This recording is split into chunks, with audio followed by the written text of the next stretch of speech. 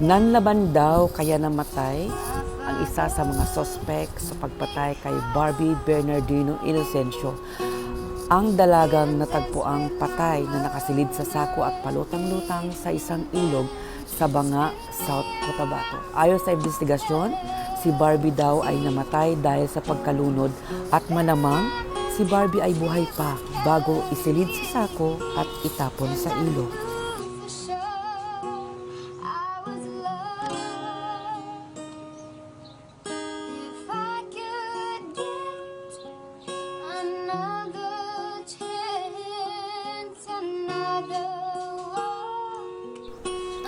Ang suspect ay namatay pagkatapos manlaman. Ito ay si Richard Gumiling ng Isulan, Sultan Kudarat. At ayon sa investigasyon at inamin ng ina ni Barbie na si Richard daw ay kanyang boyfriend.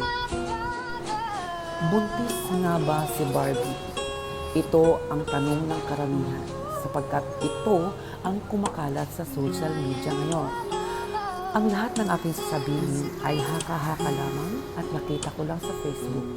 Disclaimer lang po, ito po ay walang katotohanan hanggat hindi napapatunayan na totoo nga.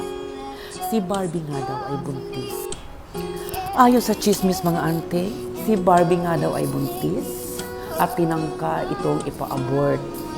Ngunit hindi nakayanan ng bata at natakot di umano ang kanyang mga kasama kaya ito ay tinapon sa ilog. At ang prime suspect nga dito mga ante ay si Richard Gumiling na tinutukoy na siya rin daw ang ama ng dinadala ng dalaga.